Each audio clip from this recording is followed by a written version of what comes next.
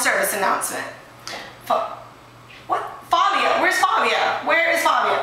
Fabio had to go to the little boy's room. I think his tummy's a little upset. Okay, well, okay, well this is Ashley. She's one of our assistants. She'll continue our little service announcement.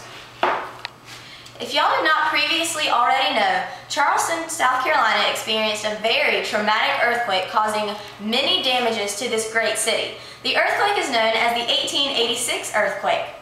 It was quite unexpected, and many of the residents did not know how to prepare for this great tragedy. Geologists and other scientists have predicted without a doubt that another earthquake will occur. The reason for their prediction is that Charleston lies on a coastal plain and on ancient cracks in the ground known as faults. These faults were caused by the breaking of rock during the split of supercontinent Pangea. The increasing pressure applied on the crack eventually causes the rocks to slip, resulting in dun dun dun, an earthquake! Anyways, my assistant will show you a similar example of how this works with her magical hands. The pressure is applied and eventually split. Alright, now that y'all have seen and are aware of how that works, the thing I need to tell you is that the bad news is we don't know exactly when another earthquake will occur. So that is why we will need to be well informed and be prepared for the next big dun dun dun catastrophe. So that is our job, to inform you. We're about to enlighten y'all's little minds with some great important information. First things first, if you happen to have the worst luck in the world and see yourself caught in the midst of an intense earthquake, this is a procedure you absolutely need to know to stay alive.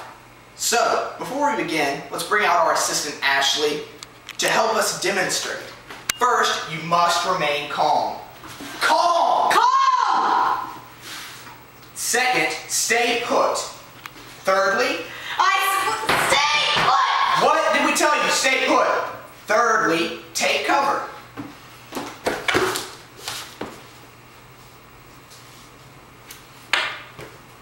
Stay cover! That is why you must stay calm and stay put, because things can fall on you and you can get hurt. Now that you know the procedures to stay safe and alive, we are going to discuss key areas like hospitals, bridges, gas stations, the 5O premises, schools, and other major structures, and yes, AJ, meth lab buildings do count, to avoid or stay away from, especially the in the event of an earthquake, these places would likely suffer damage. So to those non-intelligent human beings that are watching this, that means stay away. To those that are visual learners, Ashley here will show you on our handy-dandy, expensive, top-of-the-line mapping system the areas that we have mentioned. Ashley, you can go ahead. Please avoid areas near waterways, as these areas used to be covered in water. They have since been filled in with artificial fill, which is extremely unstable in the event of an earthquake. Any area east of Meeting Street, west of Meeting Street, or on the other side of MUSC Hospital would suffer from liquefaction. The buildings would therefore sink into the ground. The hospital located here would suffer damage, as would the College of Charleston, which would suffer minor damage because of its central location.